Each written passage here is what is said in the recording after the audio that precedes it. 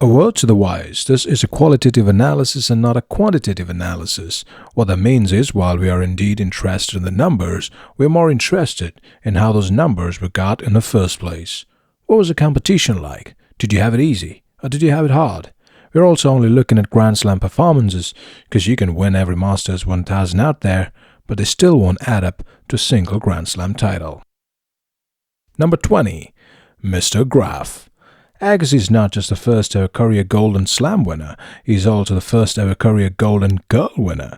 To be one, it's not enough that you win all 4 majors and the Olympic gold, you should also win a girl, preferably blonde, who's done exactly the same, a feat he achieved in 2001. Well, the times were 90s, and except for Pete Sampras, there was no certainty in tennis.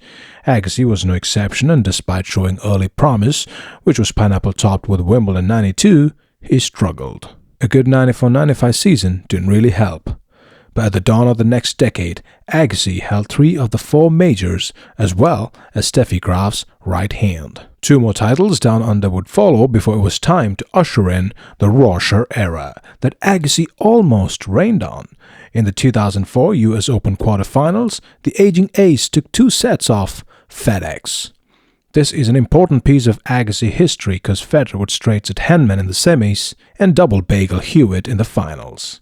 That's how dominant Rocher was. Many said Agassi-Federer should have been the final, and that's exactly what they got the following year. But once again, it was the Federer era, and naturally he won. Not bad, Andre. You took 2 sets of the Dodger and could have won US Open 2004. Washed up? Definitely not. How's Miss Graf, by the way? Number 19. The Rocket. Unfortunately, we are talking about the Open era, which began with French Open 68. Laver would sweep them all the next year to be the first and only male calendar slammer of the Open era, but would fail to work his magic after that, probably due to his contractual obligations, before retiring in 77. But a calendar slam is a calendar slam, and it wasn't the first time he'd achieved it. And all things considered, including a certain Pancho Gonzalez, we feel the list would be incomplete without the Rocket. Number 18. Michael Jackson's first major hit. Today she's more famous for the Battle of the Sexes match against Bobby Riggs, which she won for a whopping $100,000 in 1973. Money, money, money must be funny when you get a lot of money. After Margaret Court's temporary retirement, King became the undisputed queen of tennis and won the first ever Wimbledon of the Open era. She would go on to add 4 more Wimbies in the next 8 years, despite battling knee and elbow injuries. While today AO is the most attended slam of them all, it must be noted that until the late 80s, no one really considered the Australian Open a major tournament, and Billie Jean played just 2 in the Open era, winning in 68 before losing to returning Margaret Court in the 69 finals. But the pasture was certainly green for Queen Jean at home, and she coolly added 3 more US Open titles, which at that time was played on grass. Billie Jean played all the way till 1983, losing in the Wimbledon semi-finals and finishing up for good. But her biggest achievement? Putting the much-deserved spotlight on women's tennis. You go, girl. We know you already did, but... Number 17. A little bit of context. If you thought the Federer-Nadal-Djokovic era was the golden age of tennis, you are not as old as me. The real golden age of tennis was the second half of the 80s. Unlike the late 70s, which was dominated by Bjorn the Iceman, or the early 80s, which was dominated by super brat Johnny Mack and the resurgent Jimmy Connors, or the 90s, which saw the best server and the best returner battling it out, or the early 2000s, which saw pretty much nobody till Roger Dodger came along and won them all, except the French, of course. The late 80s was a real Wild West. Wow, wow, wow. Boris Becker, Stefan Edberg, Ivan Lendl, and Mats Wilander won 17 of the 19 slams played during this 5-year period. There was no Australian Open in 86 due to the event moving from December to January. What made this era compelling was that there was also no telling who would win on a certain day. It was that close. They also had to contend with 7-time slam champion Angry Mac and a resurgent 8-time champ Jimmy Connors. These guys are also responsible for elevating the status of the Australian Open by, just showing up and playing. Now for the actual number 17, the second Swede, Mats Wilander, the only player in the history of the sport to win the Australian Open on both grass and hard. One of the only two men to win at least 2 slams on grass, hard and clay. The other being, now what's his name? He's a Spaniard. But Wilander never won a title on Wimbledon's grass. Despite being the favorite on Australia's grass, his best results at Wimbledon were 3 quarter-final appearances from 87 to 89. But winning at least 2 slams per surface in that era against Lendl, Edberg and Becker is truly something. Number 16, the third Swede, Stefan Edberg.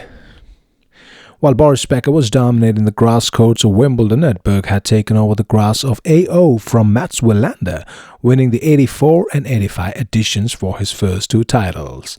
The change of surface would send Edberg after Boris Becker to set off one of the shortest but greatest rivalries in the history of Wimbledon. The two met in 3 consecutive finals, with Edberg winning the decider in 1990. Edberg would cap his career with 2 back-to-back US Open titles in 91 and 92 before retiring in 96. Number 15, Boris the Florist. Legend has it that Boris the Florist is a grass court specialist. Well, legend is wrong. The youngest ever male Grand Slam champion at the time, Boom Boom, won the 85 Wimbledon while unseeded and would go on to make it his living room, playing a total of 7 finals, winning 3. For a grass court player, he played 3 French Open semi-finals, apart from adding 3 hardcourt majors. Becker was also a 3-time ATP Finals champ, which was played on indoor carpet, in which he won, beating the likes of Ivan Lendl, then world number 1 Jim Courier, and a certain Pete Sampras. His early success and personal issues may have played a part in limiting his majors to 6, but he had a great head-to-head record against Edberg and Wilander. As for Lendl, it was even Steven. Number 14, almost Mr. Everett. Before Andre Agassi, there was Jimmy Connors, the first player in the history of the sport to win a Golden Girl Slam. That is, win a Grand Slam and the Golden Girl, Chris Evert. That didn't last long though. But what did was his career. It's almost Federer-like. 22 years, from 1970 till 1992. Did you know both Borg and Connors won their maiden slams in the same year? 1974, Borg won the French Open and Connors won all the rest. Connors wasn't permitted to play French Open that year, and had he been, he could have been the second man in the Open era to win a calendar slam. Borg would soon extend his reach across the channel, leaving Connors to settle for US Open titles, which he would win a record-setting 5 times and on all 3 surfaces. On grass in 74, on clay in 76, and on hard in 78. The latter 2 wins coming against none other than Iceberg Lettuce. What's more, from 1974 till 1978, he was the year and world number 1 for 5 straight years, although that may have to do with the fact that Borg was more of a major league player. Number 13, John McBurger. This man literally ended beyond Borg's career. It's not like he straight-setted Borg at Wimby 81, or he already wasn't the 2-time defending champion going into US Open 81. But Borg couldn't handle him and retired from the sport after the 81 US Open final loss. From 1980 till 1984, McEnroe played 5 straight Wimbledon finals, winning 3. During this time, he also added 3 US Open titles and was naturally the year and world number 1 for 4 consecutive years. And if you're a tennis fan, Macca's 84 French Open finals against Ivan Lendl is a must-watch. Macca would have been higher up on this list had he been able to beat his biggest rival, the chair umpire. No, don't say it. Don't say it. I'm saving it for later. Number 12, Pistols on Lawn. What? Pete Sampras is not in top 10? You cannot be serious, man. You cannot be serious! At the time of his retirement, the ace maker held the record for the most number of Grand Slams won by a male tennis player. Male being the key term, because winning 14 Grand Slams in women's tennis won't even get you on this list. I know Billie Jean King did. I made the list. Shut up. Back to Pete. By winning Wimbledon 93, not only did Pistols at Dawn take over from Boris the Florist as Wimbledon's permanent finalist, he also became Wimbledon's permanent champion. In the next 7 years, all the way till the dawn of the 21st century, Pistols at Dawn won additional 6 titles, with the only loss coming against Richard who? in the quarterfinals of Wimbledon 96.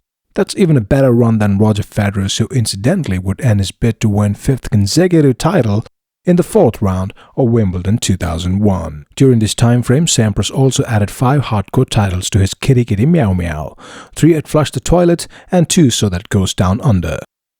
Although the Big 7 American was the most dominant force in the 90s, his record at the French Open casts a big shadow over his legacy. While it's true that in the 90s, French Open was literally the red-headed, not because of red clay, but because of red-headed stepchild with no significant champion and therefore kind of afterthought till Rafael Nadal made it the final frontier, it is also true that the lack of significant champs should have made it an easy target for someone like Pete Sampras. It also makes one wonder if Pete wasn't just a great serve and volleyer who thrived in an era where the only real threat was slower surfaces and not even Andre Agassi. I mean, the guy had just 3 Grand Slams till 1999. You know who had more than him? His wife and number 11, the original Roger Federer. One would expect Steffi Graf to be ranked higher considering that she held the open-era record for most slams till Venus Williams' baby sister did one better. 22 slams in case you're wondering. 22 still, even if you aren't, but we're not all that impressed. While it's true that Fraulein Forehand is the only player in the history of the sport to achieve the Golden Slam in the same friggin' year, take that Rafael Nadal and take that Andre the Hobby, her tally stood at a great but not phenomenal 9 slams at the end of 1990. Why is that important? Because that's when she faced the biggest challenge of her sporting life, the original Rafael Nadal, Monica Seles. And it is highly unlikely that she would have reached 15 titles had Monica Seles not been stabbed in 1993. From 1991 Australian Open till 1993 Australian Open, Steffi Graf managed to win just 2 Grand Slams, as opposed to 7 titles between 88 and 89. As for the remaining 7 slams during this period, they all went to Monica Seles. It is also highly unlikely that Monica Seles would have eventually lost the edge considering the fact that she still won a slam since her comeback and even bageled Graf in the 95 US Open finals. But Monica Seles was taken out and Graf snapped up the next 4 slams before winning 6 of the 8 slams played between 95 and 96 to take a tally to 21, all in the span of mere 4 years. We feel she got a little bit lucky. But the one who didn't get lucky was a certain Czech who often found himself checkmated in the endgame. Number 10, Ivan the Terrible. Remember my earlier commentary on the late 80s and the original Big Four? Sorry Stan, sorry Andy, remember, while before Joker the Choker, there was Ivan the Terrible. Just like the Choker, Ivan the Terrible was also terrible at winning titles after consistently reaching the finals, which he did 19 times, which is behind only the big 3. But he lost 6 of his first 7 finals. The one that broke the streak was the 84 French Open, where he lost the first 2 sets to Angry Mac. From 1985 onwards, Ivan the Terrible would become Ivan the Terrific, adding 7 majors to his RG84. He would also remain number 1 for 157 consecutive weeks, just 4 short of beating Jimmy Connors' then record of 160 consecutive weeks.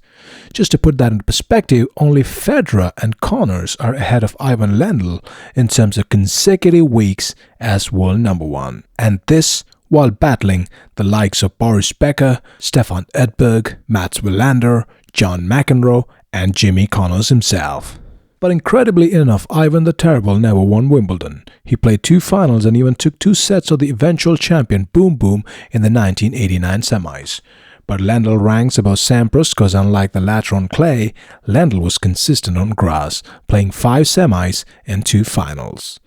Also, unlike the 90s as mentioned earlier, the late 80s was a literal Wild West, do-do-do-do-do and all that wham wham wham. Some would say that had it not been for Boris Becker constantly beating him at Wimbledon, he would have been the most definitive player of the 80s and probably a 10-time Grand Slam champion that he deserved to be. Oh, and he played 9 straight ATP finals, winning 5.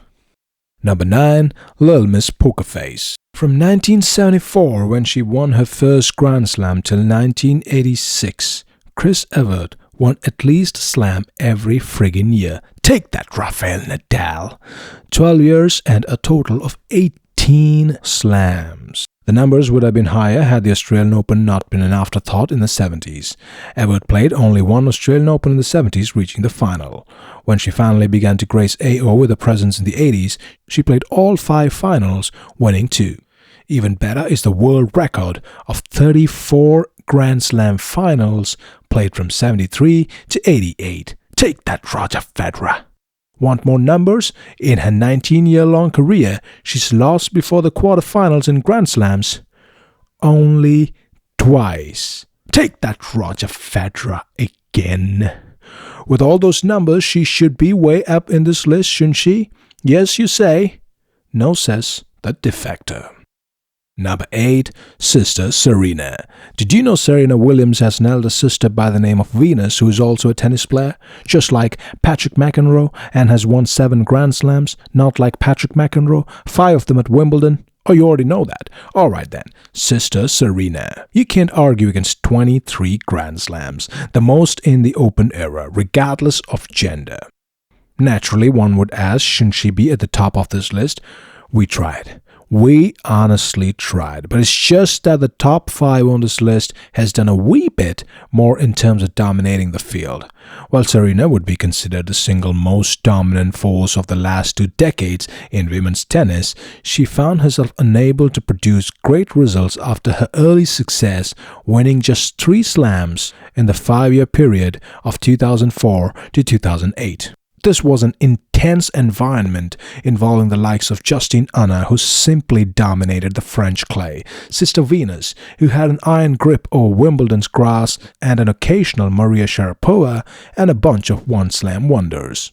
In 2008, Justine Henin, who had been world number 1 for the previous 2 years, suddenly announced her retirement, and Venus Williams, whose career had been plagued with injuries, won her final and 7th slam, leaving the field open for Sister Serena to run roughshod over.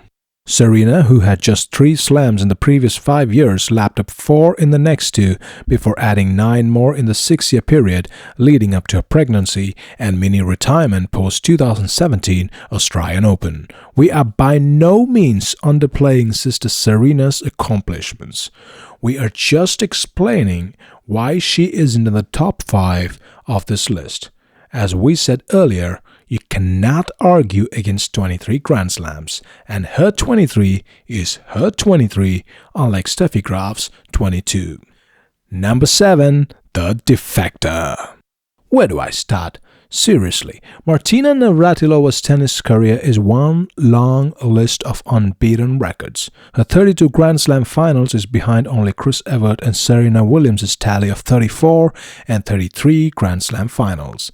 She still holds a record for most singles titles in the Open era, and from 1982 till 1987, she played 20 of the 23 Grand Slam finals, winning 14. She won all 6 Wimbledons and 4 of the US Open titles. Also impressive is a 10-4 head-to-head record over her first major rival, Chris Evert, and 9-9 head-to-head over her second major rival, Steffi Graf, despite the 12-year age gap.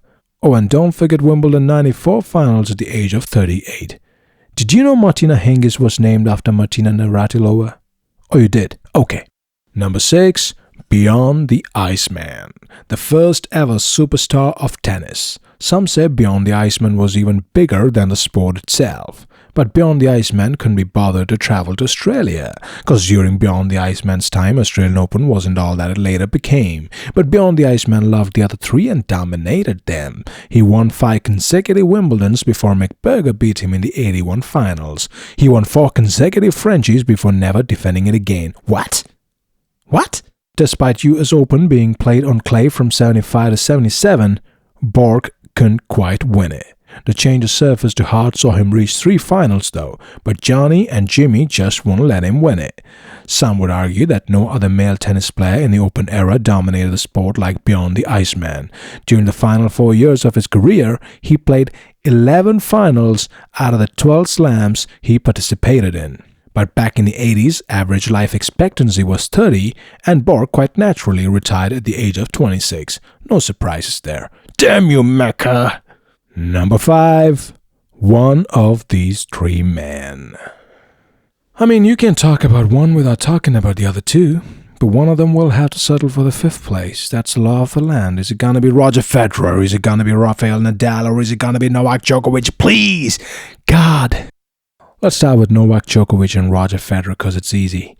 Djoko fans would argue that Djokovic leads Federer in the head-to-head battle with an impressive 11-6 record in slams, and that should automatically place Djokovic above Federer. But here's the deal. The Roger Federer-Novak Djokovic head-to-head is not worth the paper it's written on. Tear it up, buddy. By the time Djokovic came into his own in 2011, Roger Federer had finished more than 10 years of top-level professional tennis, winning 16 Grand Slams, whereas Djokovic had just one slam. During this period, Federer led 13-6 in the head-to-head, but 2 of those losses were crucially at Australian Open 2008 and US Open 2010. Advantage, Novak Djokovic. Although Djokovic would turn the tables on Federer from 2011, winning 6 of the next 8 matches, including AO and US 2011, Federer's 2 wins came at RG11 and WB12 against a prime Novak Djokovic, Igaliti.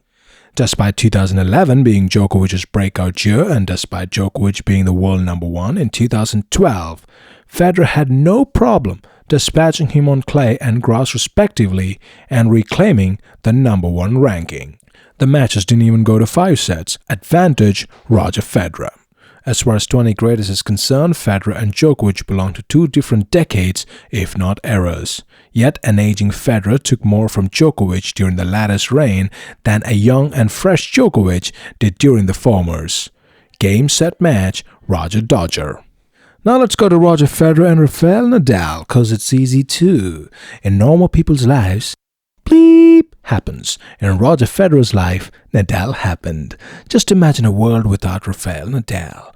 Roger Federer would have won 11 consecutive Grand Slam titles from 2005 to 2007, including 2 calendar slams. He would also have won 20 of the 24 Grand Slams played between 2004 and 2009. Although we think after winning the 2006 and 2007 calendar slams, he would have beaten Djokovic at the Australian Open 2008 to ensure a 3rd consecutive calendar slam. But it's also possible that a crazed Rod Laver fan would have stabbed him before US Open 2008 finals. Come to think of it, he would have beaten Del Potro to ensure a 4th straight calendar slam. Mind boggles. But Rafael Nadal happened. First it was clay, then it was grass, and then it was hard. Very hard. Federer could hardly handle it and broke down at the Australian Open 2009 finals trophy presentation ceremony. But Mirka didn't care. An emotional man is hard to come by, especially one that gives twins. Twice. Federer would gain a measure of sweet revenge 8 years later at the Australian Open 2017, although Nadal refused to cry. Siska doesn't like tears. Australian Open 2017 win was crucial for Federer. Not only did it breathe life back into his career and start the whole GOAT debate, as he would take Wimbledon as well, it also started off a barrage of wins for him against his old rival. What they don't tell you at Harvard is that it took Roger Federer 10 years to register his 3rd Grand Slam win over Nadal. Yes, it's true, 10 years to register his 3rd Grand Slam win. Even murkier is the stat that it took Roger Federer 12 years to score a Grand Slam win over Nadal outside grass. During this time, Nadal had wins on all 3 surfaces, 3 on hard, 1 on grass, and 5 on clay. Not to mention the 2007 Wimbledon finals that went to 5 sets. So we feel if it wasn't Roger Federer who really had a certain surface advantage. As for the turnaround since 2017, all we can say is great comeback Roger, but the time to beat Nadal was during his peak, which was from 2005 to 2014 before he fell out of form. Now for the tough one, Nadal and Djokovic. By winning 2010 US Open, Nadal had not only completed the career Grand Slam, but had also become the undisputed king of tennis, holding 3 different titles on 3 different surfaces. What's more, he was going to be the first man since Rod Laver to hold all slams come Australian Open 2011. That didn't happen. Oh well, he'll always have Paris, and he had. Then things began to change. Nadal failed to defend both his Wimbledon and US Open crowns, losing to Novak Djokovic in the finals. Worse still, he lost 6 straight matches against Djokovic all through 2011, including Madrid and Rome. Double ouch. Djokovic would again dominate Nadal all through 2015 and 16, chalking up another 7-match winning streak. Surely Djokovic has an edge over Nadal? Surely that means the big 3 neutralize each other like the corners of an equilateral triangle? No. While it's true that Djokovic owned Nadal in 2011, Nadal mounted a comeback in 2012, almost stealing Joker's thunder down under. The two would trade blows on their respective favorite surfaces, with Djokovic winning AO12 and 13 and Nadal winning RG12 and 13. If Nadal almost won AO12, then Djokovic almost won RG13. If the fast hardcourt favored Djokovic, then the slow clay favored Nadal. They needed a middle ground. And 2013 US Open was just that. Djokovic was the world's best, but Nadal had just beaten him in Montreal for the Rogers Cup. The surface was hard, but slower. An epic 5-setter was on the cards, but Nadal dispatched Djokovic on the latter's favored surface in 4 sets to take the title and the world #1 ranking to reclaim the throne. A return of the king kind of stuff. Nadal would go on to play next year's Australian Open final against the man who beat Djokovic and probably would have won it had he not been injured. But he had Paris, and he took the French Open title to consolidate his position atop the rankings, while Djokovic was left searching for his 3rd Grand Slam title since 2011. Then Nadal lost form. For the next 2.5 years, Nadal was an afterthought. He lost his rankings, fell to number 10, and finally was beaten on French clay by Djokovic. For all intents and purposes, Rafael Nadal's career was over. Meanwhile, unchallenged, Djokovic would go on to win 5 of the next 8 titles. It is a considered opinion that we didn't get to see the final phase of Nadal-Djokovic rivalry. Nadal took the first set by dominating the early matchups till 2010. Djokovic took control in 2011 to take the second set. Nadal took the third set in 2013 to take the lead.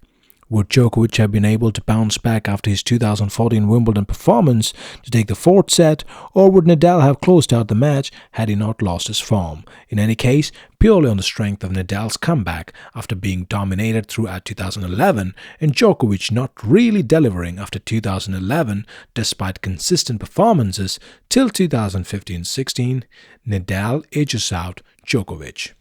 Also, when you're arguably the world's greatest hardcourter, you have a certain advantage. 2 of the 4 slams and 6 of the 9 masters are played on hard. Yet Nadal has more slams on clay than Djokovic has from both Australian Open and US Open, despite more appearances. What's more, not only has Nadal more US Open titles than Djokovic, he even leads his foe 2-1 at Flushing Meadows. Before we reveal the respective rankings, we leave you with one of the most damning questions that even we are not comfortable asking, but we are forced to give credence to our rankings. What would Federer and Djokovic's legacies be without the lone French Open title? Before asking what would Nadal's legacy be without the lone Australian Open title, take this: Nadal didn't get lucky at the Australian Open. He overcame the world's best. But Federer did get lucky at the French Open 2009. Saying he played 5 finals doesn't help either, because Nadal has played 5 finals at the Australian Open. Same for Djokovic. Djokovic at his brutal, dominating best couldn't beat Nadal at RG. Sure, he beat him in 2015, but the guy who he beat in 2015 was not the guy who had won 10 French Open titles, rather a shadow of his former self, who couldn't even win a Masters 500 that year and was losing to guys like Verdasco and Fognini, who incidentally beat him twice on clay that year. Once again, the time to beat Nadal on clay was during his peak from 2005 to 2014 before he lost form, and only one man managed to do that, and his name ain't Roger Federer or Novak Djokovic. His name is We may have a problem promoting this video if we mention his second name. So let's say Robin Watches happened. One must also consider the fact that while Federer had it relatively easy during the early part of his career and Djokovic post-2014, Nadal had to battle both during their peaks for his titles. And if you have a problem with that argument, please take it up with Andre Agassi. He started it. That means against a lot of loud boos, Joker the Choker is number 5 in the list of 20 greatest tennis players of the Open era. And at number 4, against a lot of louder boos, is Roger Dodger. And at number 3 is the Spanish Curse, and by doing so, 20 greatest is disqualifying all 3 gents from calling themselves the greatest of all time or even of the Open era. We just don't think they're women enough. Did you know if you beat Nadal at Wimbledon, you lose the next round, and that in 17 years the only exception was Djokovic, who went on to win Wimbledon 2018? Number 2, all court, Margaret Court. Imagine a tennis player who dominates the sports in the amateur era, winning 13 Grand Slams in a space of 7 years, with at least 2 titles per slam, who then decides to get married and leaves tennis for good. Oh, and she also has 9 doubles titles and 14 mixed doubles titles during this time. But marital bliss is like Coca-Cola. Once it loses its fizz, it's... A year and a half later, she returns to the sport right at the dawn of the Open era and wins another 11 slams in the space of 5 years, beating the likes of Billie Jean King, Yvonne Goolagong, and an up-and-coming Chris Evert. 8 of those titles come from 9 consecutive slams, which also includes a calendar slam. Oh, and she also adds 10 doubles titles and 7 mixed doubles titles. We believe her surname is not without a reason. By the way, she doesn't like same-sex marriage. Do you? Moving on to number 1, the greatest of all time. We still get tears when we think about Monica Seles. From 1991 Australian Open till 1993 Australian Open, she won 7 of the 8 Grand Slams she participated in and played the finals of the 8th, Wimbledon 92, where, dig this, she was not allowed to grunt. That's like not allowing Nadal to adjust his underwear. Today pretty much every player grunts. During this time, she also played 33 finals out of 34 tournaments. Her Grand Slam win-loss record stood at 55-1. Let that sink in. 55-1. The only loss coming at Wimbledon 92. And then she got stabbed at the age of 19 by a crazed Steffi Graf fan. Now dig this. The first slam she played after a comeback was a US Open 95. And she went straight to the finals and bageled Graf in the second set. If you consider the fact that she consistently reached the quarterfinals of slams all the way till 2002 and that she played the finals of 98 French Open, bageling this time Aranha Sanchez in the second set, can you imagine the number of slams she would have won had she not been stabbed? We are talking about an average of at least 3 slams a year all the way till 2000. That's 24 additional Grand Slams, as many as what Margaret Court won in her entire career. We're also talking consecutive calendar slams, but it's also possible that she would have gotten bored and quit tennis, gotten married, gotten bored, came back, won more slams and said she doesn't like same-sex marriage. Who knows? Some would argue that she never won a Grand Slam on grass and that we are purely in the realm of speculation. Let's put that into perspective. Imagine right after the 2008 French Open, a Roger Federer fan knives Rafael Nadal because he took 2 sets of Federer in 2007 and was favored to win Wimbledon that year. What would his place be among the greats? Wouldn't even make this list. You'd say, oh, but he was just a clay coder. Sure, he had 3 back-to-back Frenchies, but that doesn't mean he would have beaten Federer at 2008 Wimbledon. I mean, Federer is a 5-time Wimbledon champ. Plus, Nadal's never played a slam final on hard. He's not an all-round player. Yada, yada, yada, yada, yada. Look where he's now. In 1993, when she got stabbed, Monica Seles wasn't even at the peak of her career. She was only 19. Let that also sink in, and had just started winning titles. She lost years nursing her injury, but still came back, played 4 finals, and won the Australian Open 1996. Who does that? The answer, the greatest of all time, not just of the Open era, not just among women, but in all of tennis.